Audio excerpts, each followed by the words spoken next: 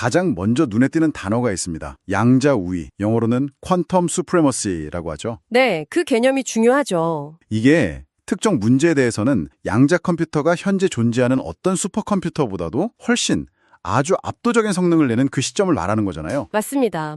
근데 이 시점이 언제 올 거냐, 이걸 두고 예측이 참 흥미롭습니다. 뭐 5년 뒤다, 10년 뒤다 의견이 분분한데 그렇죠. 심지어 엔비디아 CEO는 20년 뒤에도 어려울 수 있다. 뭐 이런 말까지 했었고요. 맞아요. 그런데 또 최근 업계에서는 자료에 따르면 한 3년에서 5년 그 안에 가능할 거다. 이런 임박론이 또 힘을 얻고 있다는 거예요.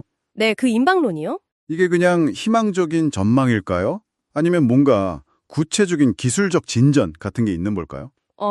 그게 중요한 질문인데요. 이 임박론의 배경에는요, 양자 기술 자체가 가진 좀 독특한 발전 곡선, 여기에 대한 이해가 깔려 있습니다. 아, 발전 곡선이요? 네, 많은 전문가들이 양자 기술은 어떤 특정 임계점, 그러니까 뭐랄까 상용화의 문턱이라고 할까요? 그걸 넘어서는 순간엔요, 그 발전 속도가 우리가 생각하는 것 이상으로 기하급수적으로 빨라질 수 있다, 이렇게 예측을 하거든요. 기하급수적이요. 와, 마치 초기 인터넷 확산될 때처럼요? 네, 비슷한 비유가 될 수 있겠습니다. 그렇기 때문에 이 초기 기술 경쟁에서 만약 조금이라도 뒤처진다, 그러면 그 격차가 순식간에 그냥 따라잡을 수 없는 수준까지 벌어질 수 있다는 그런 위기감이 팽배한 거죠. 아, 예전에 그 검색 시장의 강자였던 야후 있잖아요. 야후가 구글에 순식간에 밀려났던 사례를 떠올리면 좀 이해가 쉬우실 겁니다. 그렇군요. 그러니까 이게 단순한 기술 경쟁이 아니라 정말 생존의 문제가 될 수도 있겠네요. 바로 그겁니다. 이게 이제 단순한 학문적인 호기심의 대상을 넘어서서 국가 안보나 경제 패권이 올린 아주 시급한 문제로 부상한 이유입니다. 지금의 투자가 어떻게 보면 미래의 생존을 결정할 수도 있다. 이런 절박함에 깔려 있는 거죠. 기하급수적인 발전 가능성 때문에 한번 뒤처지면 따라잡기 어렵다. 와, 정말 게임 체인저가 등장하기 직전 같은 그런 긴장감이 느껴지네요. 네. 이런 상황이니까 당연히 이 거대 기업들의 움직임에 주목할 수밖에 없겠죠? 자료를 보면 특히 IBM의 행보가 눈에 띄는데요. 네, IBM이 굉장히 적극적이죠. 이미 시가총액이 400조 원을 넘었고 뭐 구글이나 마이크로소프트 같은 다른 빅테크들보다도 양자 컴퓨터 기술에서는 한 발 앞서 있다. 이런 평가를 받으면서요.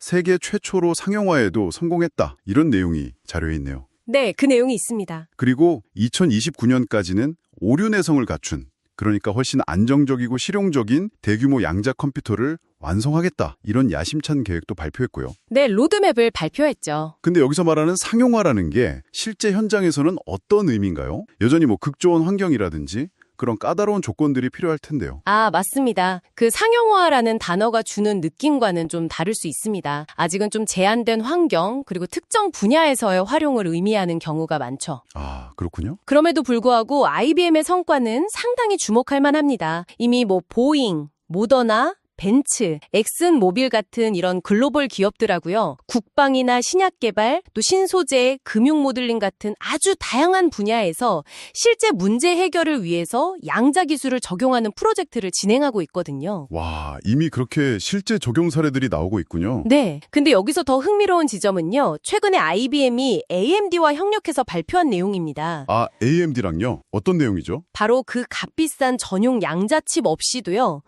기존의 고성능 일반 반도체 이걸 활용해서 양자 계산할 때 발생하는 오류를 효과적으로 수정하는 알고리즘을 구동하는 데 성공했다는 소식입니다. 아, 그 부분 정말 흥미롭네요. 양자 컴퓨터 하면 보통 영하 273도 극조온 냉각시설 같은 정말 천문학적인 인프라 비용이 가장 큰 장벽 중 하나로 꼽혔잖아요. 그렇죠. 그게 아주 큰 장벽이었죠. 그런데 기존 반도체로 오류 수정이 가능하다면 이 비용 문제를 상당히 완화하고 상용화를 앞당기는데 정말 결정적인 역할을 할 수 있겠는데요? 바로 그 점입니다. 물론 이게 뭐 완벽한 해결책은 아닐지라도 양자 컴퓨팅 파워를 보다 좀 저렴하고 또 접근 가능하게 만드는 아주 중요한 돌파구가 될 수 있는 거죠.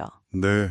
양자 컴퓨터의 핵심 연산은 여전히 그 큐비트 기반의 양자 프로세서에서 이루어지지만요. 그 과정에서 필연적으로 발생하는 오류들이 있거든요. 이걸 보정하는 작업을 기존의 고성능 컴퓨팅, 즉 HPC, 슈퍼컴퓨터 기술과 결합해서 처리하는 일종의 하이브리드 방식인 겁니다. 아, 하이브리드 방식. 네, 순수 양자 컴퓨팅에만 의존하는 것보다는 이게 훨씬 현실적인 접근법일 수 있습니다. 그래서 IBM을 필두로 해서 차세대 양자 중심 슈퍼컴퓨터, 즉 퀀텀 센트릭 슈퍼컴퓨터를 개발하려는 움직임이 지금 본격화되고 있는 거고요. 양자 프로세서랑 클래식 프로세서가 아주 긴밀하게 협력하는 구조로 발전하는 거죠. 와, 기술적인 돌파구뿐만 아니라 이런 움직임 뒤에는 또 정부의 전략적인 지원도 큰 역할을 하는 것 같습니다. 물론입니다. 정부 지원이 중요하죠. 자료에 따르면 미국 정부의 행보가 정말 심상치 않던데요. 과거에 반도체 산업 육성하려고 칩스법 만들어서 인텔 같은 기업에 막대한 보조금 주고 지분까지 확보해서 이익을 공유했던 모델 있잖아요. 네, 있었죠. 그걸 이제 양자 컴퓨팅 분야에도 적용하려고 한다고요. 아이온큐나 리게티 컴퓨팅 같은 민간 양자 기업에 직접 재정 지원을 하고 심지어 지분을 확보하는 방안까지 검토 중이라는 내용이 보이네요. 이건 단순히 기술 개발 지원을 넘어서는 건데요. 네, 맞습니다. 국가안보하고 미래 기술 리더십 확보라는 아주 큰 틀에서 정부가 굉장히 적극적으로 나서고 있는 모습입니다. 특히 그 미국 상무부 차관인 폴 데바 같은 경우 업계 경험이 풍부한 인물이라 이런 실질적인 지원 전략을 주도하고 있다는 분석도 있고요. 아, 그렇군요. 양자 기술이 아직은 초기 단계잖아요. 그러니까 상대적으로 적은 비용의 투자를 통해서 미래에 형성될 그 막대한 시장과 기술 생태계에 대한 결정적인 영향력을 미리 선점하려는 그런 전략적 판단으로 보입니다. 어떻게 보면 굉장히 영리한 접근이네요. 그렇죠. 아직 승자가 명확하지 않은 게임 초반에 유리한 고지를 점하려는 의도인 거죠. 그런 정부의 적극적인 지원 의지, 그리고 미래 기술에 대한 기대감, 이런 것들이 맞물리면서 관련 기업들 주가가 폭발적으로 반응한 거군요. 네, 자료에도 보니까 9월 이후에 관련 미국 주식들이 200에서 300% 급등했고 이게 또 국내 증시에도 영향을 미치고 있다. 이렇게 나와 있네요. 그렇습니다. 시장은 이런 정부의 의지나 기술 발전 가능성에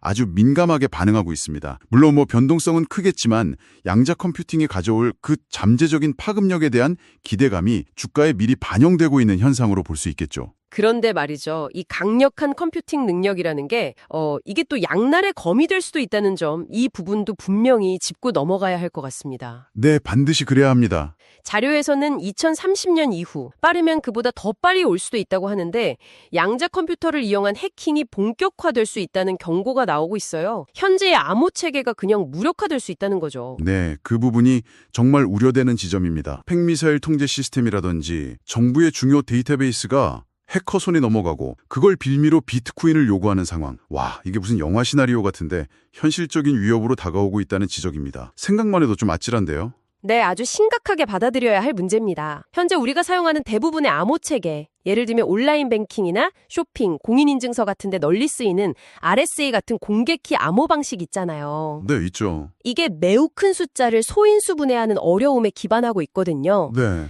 현재 컴퓨터로는 이 계산에 수천 년 이상 걸리니까 안전하다고 생각하는 건데 네. 근데 양자 컴퓨터는 쇼어 알고리즘이라는 특정 알고리즘을 사용하면요.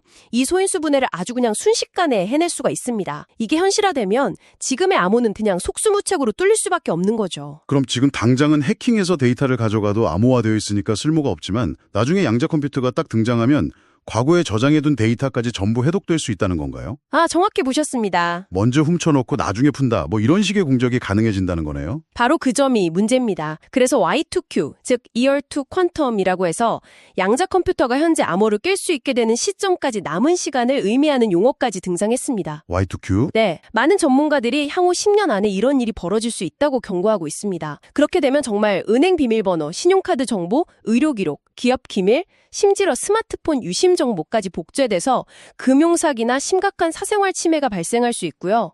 삼성전자 같은 첨단 기업의 핵심 기술 설계도나 국가의 외교, 국방 기밀이 그냥 통째로 유출될 수도 있는 그야말로 재앙적인 상황이 펼쳐질 수 있는 겁니다. 그래서 이런 위협에 대비하기 위한 양자내성 암호, PQC라고 하죠. 포스트 퀀텀 크립토그래피. 이 기술 개발과 도입이 시급하다는 거군요. 네, 맞습니다. 이 기술은 양자 컴퓨터로도 풀기 어려운 뭔가 새로운 종류의 수학적 문제에 기반한 암호 체계를 말하는 거죠. 그렇죠. 다른 종류의 어려움에 기반하는 겁니다. 자료에 따르면 미국 국립표준기술연구소 NIST죠. 여기서 PQC 표준화 작업을 진행 중이고 이 기술이 앞으로 한 2, 3년 내에 빠르게 상용화될 걸로 예상된다고 합니다. 네, 전 세계적으로 이 PQC로의 전환은 이미 시작됐다고 봐야 합니다. NIST가 주도하는 표준화 작업이 거의 막바지에 있고요. 곧 최종 표준안이 발표될 예정입니다. 아, 곧 발표되는군요. 네, 그 후에는 이제 정부기관이나 금융권, 주요 IT 기업들을 중심으로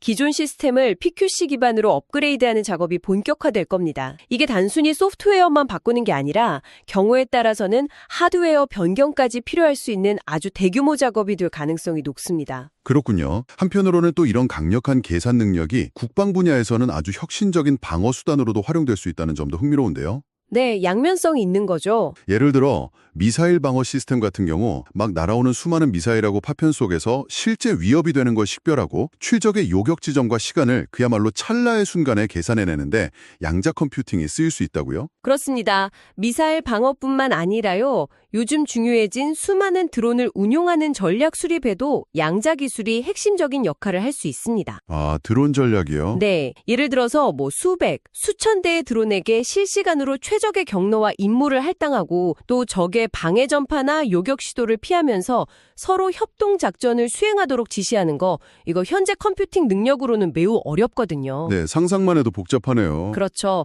근데 양자 컴퓨터는 이런 복잡한 최적화 문제를 푸는데 강점을 가질 수 있습니다. 그래서 이스라엘의 아이언돔 시스템의 차세대 버전이라든지 또 미국이 무려 2조 달러를 투자해서 구축하려는 통합 방공망 프로젝트, 이른바 골든돔 구상에도 양자 컴퓨팅과 AI 기술의 융합이 핵심 요소로 거론되고 있습니다. 골든돔. 와, 2조 달러라니 규모가 엄청나네요. 네, 그만큼 중요하게 보고 있다는 거죠. 러시아 우크라이나 전쟁 보면서 드론의 중요성이 정말 엄청나게 부각됐잖아요. 네, 현대전의 양상을 바꿨죠. 그런데 이런 드론을 역으로 양자 기술로 해킹하려는 시도, 그리고 또 이걸 막기 위한 양자 보안 기술 경쟁도 치열해지고 있다는 내용도 있군요. 네, 창과 방패의 경쟁이 이미 시작된 겁니다. 심지어 양자 레이더 기술은 기존 레이더로는 잡기 어려운 스텔스 전투기나 잠수함까지도 정밀하게 탐지할 수 있어서 군사적 균형 자체를 뒤흔들 수 있는 게임 체인저가 될 수도 있다고 합니다. 이 부분은 기술적으로 검증이 더 필요하겠지만 가능성 자체만으로도 파급력이 대단하겠네요. 네, 그 양자 센싱 기술의 발전은 탐지나 감시 능력에 그야말로 혁명을 가져올 잠재력이 있습니다. 양자 상태의 극민감성을 이용하면 아주 미세한 자기장이나 중력장의 변화도 감지할 수 있게 되거든요. 그래서 숨어있는 잠수함을 차단하거나 지하시설을 탐지하는 등의 활용이 가능해질 수 있는 거죠. 스텔스 기술의 무력화 가능성까지 제기되는 이유입니다. 그렇군요. 이런 군사적인 함의 때문에 미국은 중국 등의 잠재적 위협에 맞서서요. 한국과 같이 기술력을 갖춘 동맹국들에게 양자 기술 분야에서의 협력을 아주 적극적으로 요청하고 있습니다. 아, 우리나라에게도요? 네, 이게 단순한 기술 교류를 넘어서 안보 동맹의 차원으로 확장되고 있는 중요한 흐름입니다. 그리고 바로 이 지점이 국내 관련 기업들에게는 미국이라는 거대한 시장에 진출하고 기술력을 인정받을 중요한 기회가 될 수 있음을 시사하는 거죠. 그렇다면 이 중요한 시기에 국내에서는 어떤 기업들이 좀 주목받고 있는지 궁금한데요. 자료로 보니까 우선 사토시 홀딩스라는 이름이 눈에 띕니다. 네, 사토시 홀딩스. 자료 주석에 보니까 과거 딥마인드에서 사명을 변경했다고 하네요. 이 회사는 양자 내성 암호, 즉 PQC 기술 기반으로 군용 드론 통신망을 개발해서 아까 말씀하신 미국 국립표준기술연구소 NIST의 보안 기준을 충족했다. 이런 성과가 있군요. 네, 그게 상당한 성과죠. 내년에 CES 2026 참가하고 혁신상 수상 가능성까지 언급되는 걸 보면 기술력에 대한 기대가 꽤 큰 것 같습니다. 네, 사토시 홀딩스는 특히 그 PQC 분야에서 두각을 나타내는 것으로 보입니다. 군용 드론 통신망에 NIST 표준을 충족하는 PQC를 적용했다는 건요. 실제 환경에서 보안성과 안정성을 입증했다는 점에서 의미가 큽니다. 그렇죠. 드론 통신은 보안이 생명이니까요. 맞습니다. 양자 해킹 위협에 대응할 수 있는 PQC 기술은 이제 필수적이죠. 향후 국방 분야는 물론이고 높은 수준의 보안이 요구되는 금융이나 공공 서비스 분야로도 기술 적용을 확대할 가능성이 있습니다. 그래 업비트와의 탈중앙화 거래소, DX 테스트나 스테이블 코인 사업 추진 같은 내용도 좀 흥미롭네요. 네, 블록체인 기술과의 접목을 시도하는 점도 주목할 만합니다. 양자 컴퓨팅 시대가 오면 이 블록체인 기술의 보안성을 어떻게 확보할 것인가, 이것도 아주 중요한 과제거든요. 아, 그것도 그렇겠네요. 또 다른 기업으로는 한국 첨단 소재가 언급되었는데요. 이 회사는 원래 광통신 모듈 전문 기업으로 알고 있는데 맞나요? 네, 맞습니다. 광통신 분야 강자죠. 국내 통신 3사의 핵심 부품을 공급하면서 양자암호 통신 분야에서도 협력하고 있다고요. 자체적으로 양자암호의 핵심 소자를 개발해서 글로벌 기업에 납품하고 있다는 점도 있고. 네, 하드웨어 역량이 뛰어난 곳이죠. 그리고 아까 이야기 나눴던 사토시 홀딩스랑 국방 드론용 PQC 시스템을 공동 개발 중이라는 점도 눈에 띄는 부분입니다. 이 회사의 강점은 뭘까요? 한국 첨단 소재는 말씀하신 대로 그 광학 기술에 기반한 하드웨어 역량이 아주 큰 강점인 것으로 보입니다. 양자 암호 통신, QKD라고 하죠. 퀀텀 키 디스트리뷰션. 네, QKD. 이게 빛의 최소 단위인 광자, 포톤의 양자 상태를 이용해서 암호키를 안전하게 분배하는 기술인데요. 이걸 구현하려면 아주 고도의 정밀도를 가진 광학 부품하고 모듈이 필수적이거든요. 네, 정밀 기술이 필요하겠군요. 그렇죠. 이 회사는 기존의 광통신 분야에서 쌓아온 기술력하고 양산 능력을 바탕으로 양자 암호 통신에 필요한 핵심 광학 소자들을 직접 개발하고 생산할 수 있는 역량을 갖추고 있는 것으로 평가됩니다. 아, 자체 개발 및 생산 능력? 네, 특히 사토시 홀딩스와의 협력을 통해서 PQC 소프트웨어 기술하고 QKD 하드웨어 기술을 결합한 통합 솔루션을 개발하고 있다는 점, 이게 시너지를 기대하게 만드는 부분이죠. 소프트웨어와 하드웨어의 결합이군요. 네, 아까 말씀드린 대로 미국과의 기술 협력 강화 추세를 고려할 때 이런 하드웨어 기반 기술을 가진 기업들의 역할이 앞으로 더욱 중요해질 수 있습니다. 안정적인 부품 공급망 확보라는 게 양자 기술 생태계 구축에 있어서 아주 핵심적인 요소이기 때문입니다. 네, 잘 알겠습니다. 오늘 저희는 양자 컴퓨팅이라는 이 거대한 기술 혁명의 현재와 미래를 정말 다각도로 한번 조망해 보았습니다. 네, 많은 이야기를 나눴네요. 양자 우위 시대가 생각보다 더 빨리 다가올 수도 있다는 그런 기대감도 있었고요. 또 동시에 이 기술이 가져올 경제적 기회, 그리고 또 해결해야 할 심각한 안보 위협까지 정말 동전의 양면과 같은 모습을 확인했습니다. 그렇죠. 기회와 위협이 공존하는 거죠. IBM 같은 거대 기업들의 치열한 기술 경쟁과 혁신적인 접근법도 봤고요. 미국 정부의 전략적인 투자와 지원, 그리고 양자 해킹이라는 새로운 위협에 맞서기 위한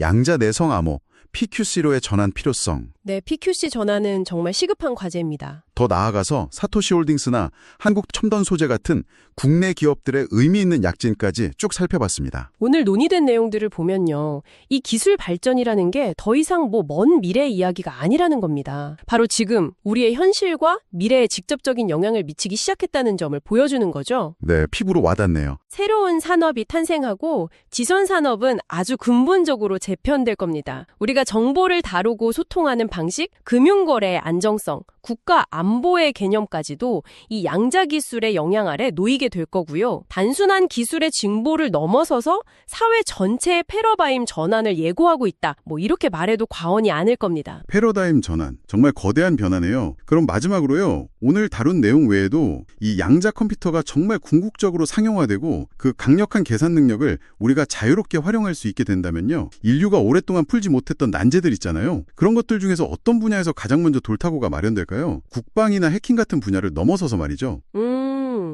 글쎄요. 아주 흥미로운 질문인데요. 예를 들면 완벽하게 새로운 물성을 가진 신소재를 원자 수준에서 설계한다거나 아니면 복잡한 단백질 구조를 시뮬레이션해서 난치병 치료를 위한 신약을 획기적으로 개발한다거나 네, 신약 개발, 신소재 분야는 가능성이 아주 높죠. 혹은 점점 더 예측 불가능해지는 기후변화 패턴을 정밀하게 분석해서 대응책을 마련하는 등 여러분께서도 한번 상상력을 발휘해서 어떤 분야에서 가장 먼저 혁신적인 해결책이 등장할지 예측해보시는 것도 상당히 흥미로운 일이 될 것 같습니다. 네, 정말 무궁무진한 가능성을 가진 기술이니까요. 오늘 저희가 준비한 깊이 있는 이야기는 여기까지입니다. 함께해 주셔서 감사합니다. 감사합니다.